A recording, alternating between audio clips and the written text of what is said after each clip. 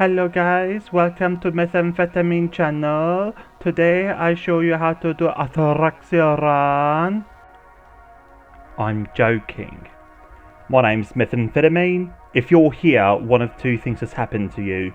Your mate told you this is easy content and easy money. I'm here to show you why that's true. Or you're genuinely interested in this and want to run it for a friendly group of cute friends. I'm not here to judge you. Either way, welcome to Atoraxxion. This video will guide you through the dungeon Valmakea. So, let's sort out the preliminary bullcrap. This is dungeon content. You're not grinding. Put all pets away but your favourite one. Feed it, keep it at green cautious.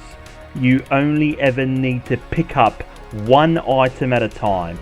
No loot scrolls, no agris, none of that crap. The entrance to the dungeon is an ancient stone chamber southwest of Valmakea, as can be seen on this map. Click on Enter Atoraxxion, the last stronghold. Next, to the very left, the first dungeon, Valmakea. Click on it, and at the bottom of the screen, click on Normal Mode. Not Story Mode, Normal Mode. We don't really care about the lore, we're here for the violence. Okay, so we're in Baja's Sky, the entrance within Valmakea. To the immediate right is a floating cube interface called Valmakea. If you already have Lucretia's dagger, this is where you go. But if you don't have such an item, don't stress. This video presumes that you've done no such content before, and I will teach you how to make your own dagger. Cross the canyon bridge and you see 3 weird floating, rotating cubes up above. Stand under them with your whole team and you'll spawn trash mobs. They really are trash. Kill them. Additionally, 1 of 4 special mobs will spawn. Either a Monoceros, Cetus, Creamar and Lacreta. Burn them up, as it is the special mobs that will drop Vaha's Cold Thorn. These special mobs die super fast, so depending on the gear AP for the group, it is wise to allow each member to touch or tag the special mob before it dies and its spirit passed on to the afterlife.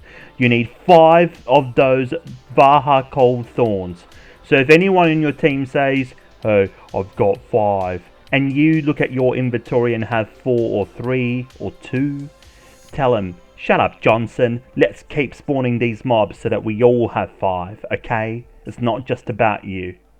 So, that's what it looks like. Each player must get at least 5. After that, race your friends and sprint back to the start of the dungeon. Here, I'm winning, but this cheeky bastard took advantage of my goodwill and tried to teleport ahead of me. Doesn't matter. Striker Dash wins, making me the clear winner. Too bad you're just a witch, Zipper. You run out of breath in just 2 teleports. Maybe next time, just roll an Awakening Striker, dash forever. Anyway, after beating up your friends in a race they clearly had no clue about, but wouldn't matter if they did, here we press L and bring up the processing menu. Click on Simple Alchemy and click on those Vaha Cold Thorns in your inventory. 5 of those Cold Thorns will become a Vaha Dried Fang. Not sure how alchemy laws work in BDO, but apparently you can dry cold things using Simple Alchemy as opposed to the actual drying tool. But I digress. Now, touch the Valmakea and interact with it. You get the option to go to Vaha's Heart. This is the heart of the dungeon, hence the name. Here, we cross the bridge and go looking for a Berserker special mini-boss called Kraten. Sometimes it's already spawned and roaming around Vaha's Heart. If not, kill a bunch of the trash and special mobs and Kraten will surely pop out of nowhere to avenge its fallen comrades. This mini-boss is jealous of all succession Berserkers and so wields double axes. Make sure everyone has at least firmly touched and caressed this boss, tagging it before sending it to hell. How do I know when to hell? Because we just recovered a Searing Heart piece. Combine your Vaha Dried Fang with the Searing Heart piece, both of them inside your Yaz's pouch. Combining it together will give you Vaha's Burning Fang. The leader of the team has to interact with the cube and give permission for all members to invade the next room called Vaha's Head. As the name suggests, this is the headquarters of Valmakea. In this room, there is a giant sphere sitting nicely perched on that platform, 4 columns surrounding it with all their fins initially pointing outward from that sphere. This won't do. We need to charge up that mofo and purposefully trigger the intruder device to spawn the next mini-boss. To do that, these fins on each column must face inward toward the sphere, charging it with mystical, floaty white energy. The columns can be coupled, and this is RNG as far as I can tell. What that means is that they are paired so that if you rotate one, it automatically rotates the other. So what you want to do is turn the columns that turns the others first, leaving the ones that don't turn the others last. All in all, if you don't want to really think too hard about it, you can keep jumping up and down the columns until you brute force it with your teammates. Eventually it'll work. Anyway, 3 waves of mobs, all trash. Look for the special mobs I mentioned earlier with the special names like Monoceros, Lacreta, Creamar and Cetus. Killing them is top priority as it will trigger the next wave immediately. After 3 waves, Angry Aten pops out of nowhere. Not sure what class this mini-boss prefers, but it doesn't matter since it's dead. And with it, we pick from its rotting corpse 2 items, Vaha's Whispering Bell and Blue Shell of Reason. Again, like before, open up Yaz's pouch in your inventory and combine Vaha's Burning Fang that you made earlier violating Kraten with the blue frozen Shell of Reason to obtain Vaha's Twisted Fang. And then combine that Twisted Fang with Vaha's Whispering Bell to finally get Lucretia's Dagger. Well done. If you find this confusing, don't stress. This image beautifully sums up the entire blueprint for making that bloody key. Then, the leader interacts with the floating cube again, giving us permission to pass on to Vaha's Garden. Here, all 5 members run down Vaha's Garden's corridor and stick their dagger into the holes of this floating cube. Each member clicks on Combine Key, and this will allow the leader to click on Enter. Here, we assign 4 members to go to the center at the very far end of the room. They will draw both bosses to the middle. I will insert my key and activate the boss fight as the leader, but also it's a good time to buy medical kits. Lots of them. The game plan's quite simple. My 4 members will jump down and rush to the very far end center of the room, grabbing the attention of both the rider boss and the chicken boss. My job is to jump straight down and there will be 3 pillars of light in front of me. I get to kick and punch them, activating nice angelic halos across the floor. After this, a pair of Cetuses will spawn. I'm going to aggro them by insulting their family, guiding them to any one of the halos, kicking them and punching them until they die. The sacrificial deaths will give my team a special buff that will allow them to hit the rider and the boss chicken even harder, inspired by the way I can hurl insults at NPCs that supposedly have feelings.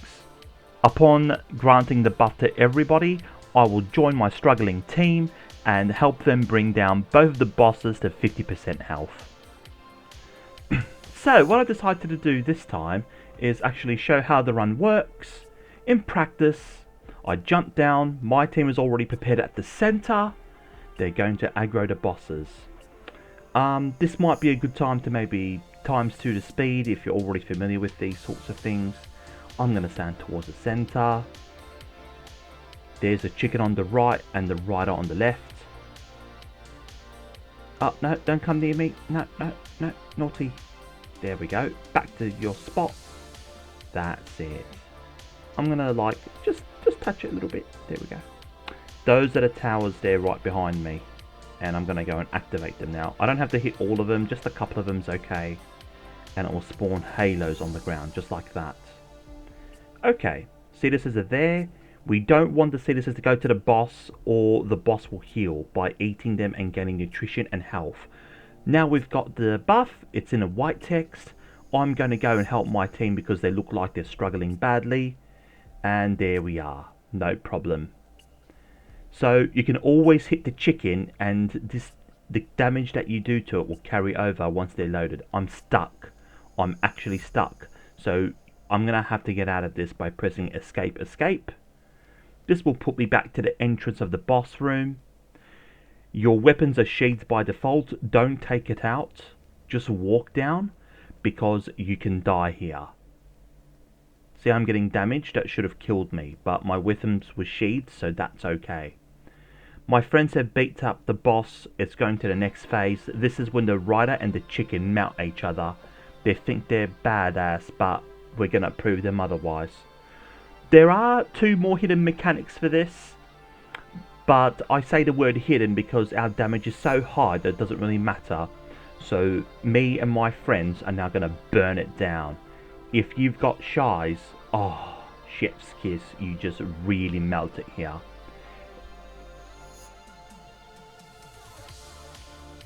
Okay, so I'm going to speed things up a bit because this is pretty much all you have to do. Get your E-buffs, special buffs, and smash it down. Couple of cutscenes, nothing to worry about. And with that, this bastard's dead.